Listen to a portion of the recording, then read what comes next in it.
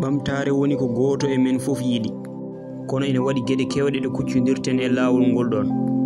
E vidéo o mamin kalne geɗe jeeɗiɗi ɓurɗe wadde fayida ɗe ganduɗa eɗe yimɓe hewɓe tekuɗen kadi ɓe ɓamtade, e holnon cafrirten ɗen geɗe jeeɗiɗi.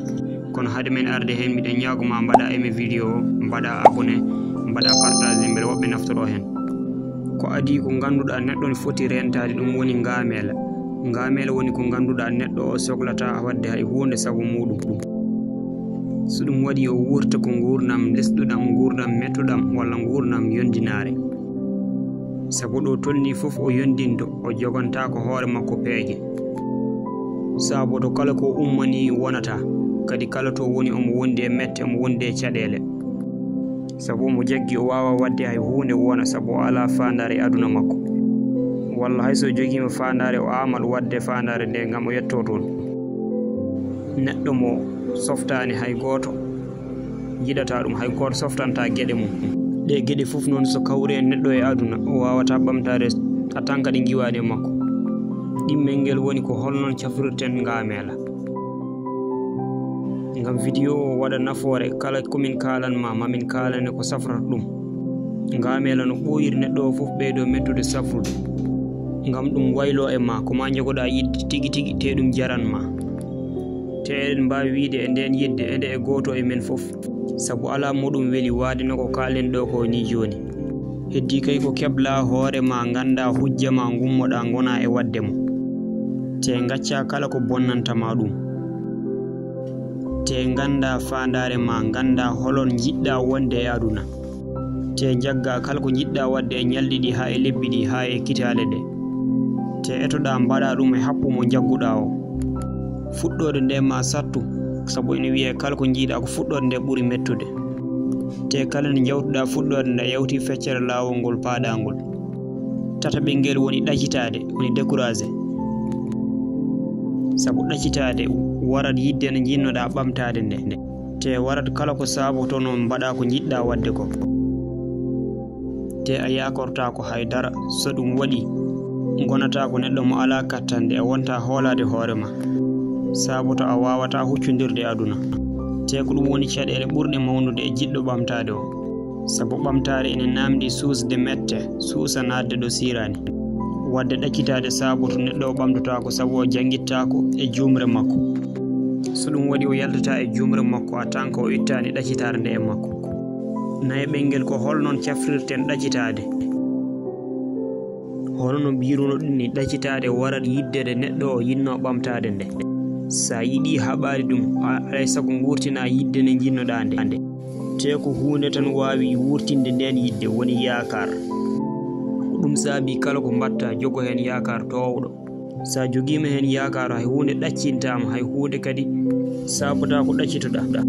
Te nde jiɗɗa ɗaccitade fof ko yakar o sabuto gummoɗa jokka lawol ma.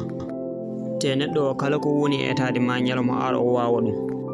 Boni kay ko wasde etade, te ko ɗum ɗaccitare nde waɗata e neɗɗo o. Wadde neɗɗo ɗaccitiɗo ni sa yiɗi wallude ɗum eto wurtinde yakar o e makko. Joyi ɓengel woni kala ko heɓma takka ɗum yimɓeɓe. Ɗum ene jiya e gueɗe ɓurɗe bonde, saabu ɗum haɗata e moɗum yani o. Woyi kono jeengi huɓɓowo ni haɗata tan e ko ɓatti ɗum ko. Jiiɓaɗe kala yiɗɓe ma e kala ɓalliɓe ma.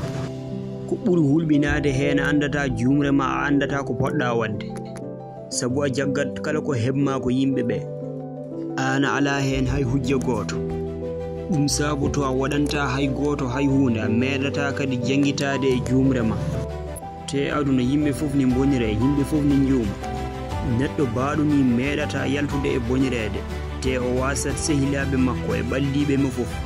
Te hay goto wawamo wallude gam o waylo, saabu ɗum tolni fof o jaggat ko kanko woni e gonga, kadi kala kalnuɗomo gonga waɗa ɗum gaño. Jeego ɓengel ko holnon cafrirten ɗum. Ngam cafra on rafi ko ma gona neɗɗo newiɗo. Ƴeewa no jaratani jaɓa nangude jumre ma. Ganda aduna yimɓe fof juumat. Jaɓa heɗade ñiŋoje ɗi yimɓeɓe ñiŋata maɗa, ƴetta hen ko naftata ma. Te jagga ko heewi ko kewata e gurdam ma ko an tan hujjikinanto ɗum hoore ma. So ɗum waɗi ma jogo mbaadi gondi no miijortoɗa, sabu o hutorto miijoji yimɓeɓe. So ɗum waɗi ma yi aɗa ɓamto, sabu ina wiye waylade ko nder fuɗɗorto so pari kadi yalta boowal ngam bayla aduna mako ma bayla no mijortoɗani. jeeɗe ɓiwel ngel woni wasde jogade juɓɓudi. hewɓe ganda kono eɗum haɗa ɗumen ɓamtade, te neɗɗo mo jiiɗa ɓamtide fof ko juɓɓinɗo gurdam muɗum. kala ko poɗɗa wadde aɗa foti andude holon happo poɗɗa wadde ɗum e holnon poɗɗa waɗirde ɗum. na sirti emo yuɓɓinani gurdam mum on waƴatake hay hunde e aduna mum, te ummota ko waɗa hay hunde e waktu mo foti wadde ɗum. ɗum saboto neɗɗo o leela e gurdam mum, sabu aduna fof koko yuɓɓina.